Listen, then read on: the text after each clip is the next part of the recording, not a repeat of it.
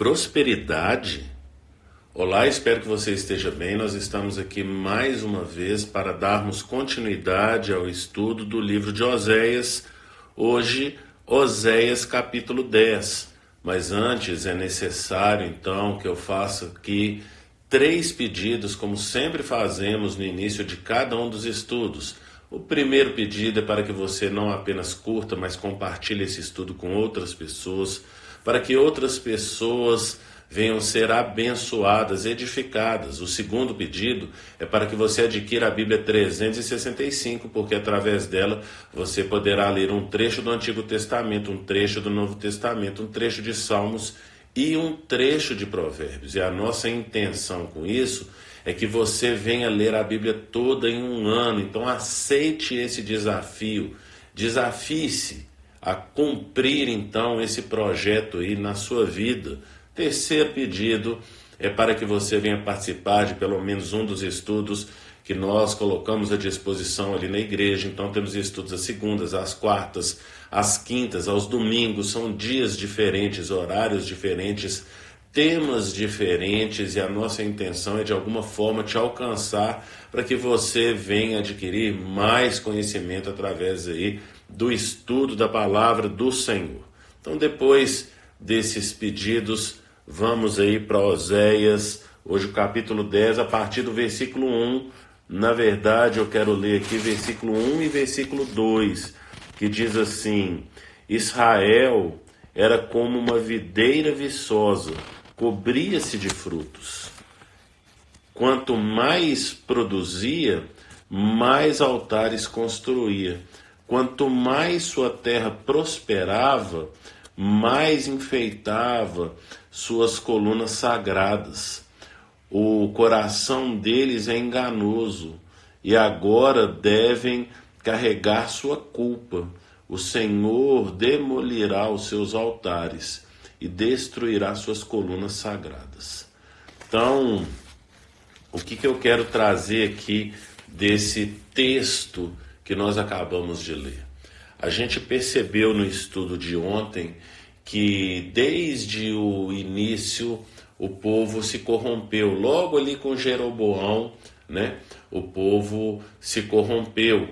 E essa corrupção vem desde o início, passando por 9 dinastias, né? A dinastia que mais durou, tiveram 4 descendentes ali, né? 4 reis da mesma família, e então vivia mudando ali de família, desde o início foi assim, né? E aí o que a gente percebe é que apesar da mudança de famílias, de dinastias, o pecado é o que proliferava e crescia.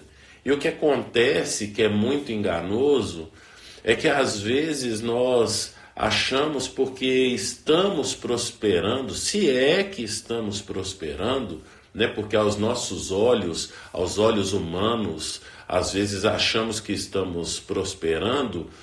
Isso não significa que Deus está conosco.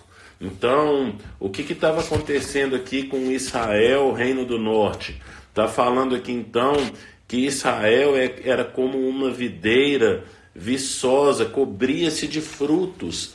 Aqui no caso, está falando a respeito então dos descendentes. Então o povo estava aumentando, o povo estava ficando mais numeroso, ia só crescendo a quantidade de pessoas, não é assim? O problema é que quanto mais eles cresciam, como continua aqui o versículo, mais altares construíam. Então eles estavam proliferando aí o adultério com relação a Deus, que é a acusação então do livro de Oséias. Era um povo adúltero, um povo que se prostituía com outros deuses. Em suma, eram idólatras. Então, quanto mais crescia, mais aumentava a idolatria. Você pode ler lá em Provérbios, capítulo 22, versículo 6, vai falar: ensina a criança o caminho que ela deve andar, E aqui eles não estavam ensinando o caminho que eles deveriam andar com relação ao Senhor. Eles estavam ensinando o caminho de outros deuses, e por isso o povo ia se corrompendo cada vez mais. Então, aqui ele está falando então que à medida que ia aumentando a quantidade de pessoas na terra, ia aumentando a quantidade então de idolatria. Se tornavam então idólatras, não reconheciam a bênção que vinha de Deus. O versículo 1 continua falando que quanto mais sua terra prosperava, mais enfeitavam suas colunas sagradas. Então, falando a respeito então daquilo que a terra ia produzindo. Então, se por um lado eles estavam crescendo em número de pessoas, por outro lado a terra estava frutificando. Era uma terra abençoada por Deus. Deus já havia prometido essa bênção para essa terra. O que acontece é que porque eles achavam então que a terra estava produzindo bem, eles davam então glória a outros deuses. E é aí então que eles se enganaram, é aí então que eles se corromperam, é aí então que eles se perderam, e é por causa da idolatria que eles vão parar então no cativeiro da Assíria. Como eu já falei, aqui está cerca de 10 anos da queda desse reino que foi dividido ali com Salomão ali, muito provavelmente por volta do ano 900, e que no ano 722, 721 a.C. está indo para o cativeiro. Então esse reino do norte não durou 200 anos por causa da corrupção desse povo. Esse povo se corrompeu, eles corromperam então os seus filhos e corromperam a terra, encheram a terra de templos pagãos. Então começaram a cultuar e adorar outros deuses. E essa idolatria é então que vai ser visitada, né? Você pode perceber ali nos 10 mandamentos, depois dá uma lidinha, se você abrir aí em Êxodo capítulo 20, eu vou abrir aqui, vou ler com vocês então aí a quebra do segundo mandamento, que vai falar então: não farás para ti nenhum ídolo, nenhuma imagem de qualquer coisa no céu, na terra ou nas águas debaixo da terra. Não se prostrará diante delas, nem lhes prestará culto, porque eu, o Senhor, o teu Deus, sou Deus zeloso, que castigo os filhos pelos pecados de seus pais, até terceira e quarta geração daqueles que me desprezam. Mas trato com bondade até 1000 geração aos que me amam e obedecem os meus mandamentos. Então eles estavam colhendo aqui essa destruição que é prometida nesse segundo mandamento para quem presta culto a ídolos. E Deus foi longânimo com esse povo, porque deixou passar por 9 dinastias, são 9 famílias diferentes. Ficaram ali cerca de quase 200 anos ali, né? E aí a gente vê então a misericórdia do Senhor, o tamanho da misericórdia do Senhor para esse povo que desde o início, lá com Jeroboão, fazendo então ali 2 bezerros de ouro para eles adorarem, então desde o início da instituição desse reino, foi um reino idólatra. E Deus foi longânimo e misericordioso com eles, deixando então eles se arrependerem, deu tempo suficiente para eles se arrependerem, né? Confessarem os seus pecados, abandonarem esses pecados e se voltarem para Deus, mas eles nunca fizeram isso. E aí a gente vê, por exemplo, como que Deus levantou tantos profetas ali.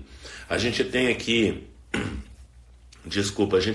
Oséias, então, né, que é um profeta do norte, escrevendo para o reino do norte, mas existiram dois outros grandes profetas, que não tem escritos deles, mas você pode ler a história deles, e você certamente os conhece, que são Elias e Eliseu. Quando fala-se de profetas, quem nunca ouviu falar a respeito de Elias, o profeta? Eliseu, que recebeu porção dobrada, não é assim? As coisas que Deus fez através da vida de Eliseu, a cura de Naamã, tanto Elias quanto Eliseu, vocês veem ali, eles ressuscitando mortos. Qual outro profeta que você se lembra no Antigo Testamento de ter ressuscitado mortos? Se você se fizer essa pergunta, lembre-se de algum, fizer essa pergunta para as pessoas, para ver se elas se lembram então aí de algum profeta que ressuscitou morto no Antigo Testamento. Certamente você vai ouvir esses dois nomes, Elias e Eliseu, que então eram profetas no Reino do Norte. Deus operava maravilhas, sinais, maravilhas, prodígios no Reino do Norte, mas esse povo nunca se voltou para Deus, nunca se arrependeu, nunca se arrependeu. Prova disso é que você vai lendo as histórias dos reis e você vai ver então que não houve nenhum rei que reinou no norte que fez aquilo que agradava ao Senhor. Sempre foram reis então corrompidos.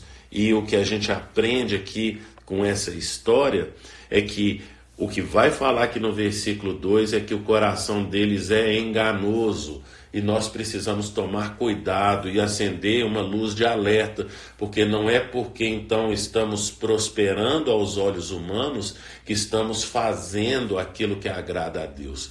O nosso coração é enganoso, por isso nós precisamos da palavra de Deus, que ela sim, ela vai nos alertar, ela vai nos mostrar aonde que estamos errando, se estamos errando, aonde que estamos errando, e se você perceber, fazendo esse autoexame, como já falei aqui em áudios passados, lá em 1 Coríntios capítulo 11, versículo 28, e em 2 Coríntios 13, 5, Paulo fala: examine, pois, o homem a si mesmo. Então convide Deus para te ajudar nessa autoanálise e peça para Ele te mostrar o que anda de errado na sua caminhada, o que anda de errado na sua vida, qual é esse seu pecado de estimação. Peça a Ele perdão pelo seu pecado, confesse esse pecado, abandone esse pecado. Jesus falou lá em João 15:5, sem mim nada podeis fazer. Então nós precisamos de Jesus Cristo de Nazaré para fazer essa autoanálise e para também nos ajudar a abandonar esse pecado. Pense nisso e que o Senhor te abençoe.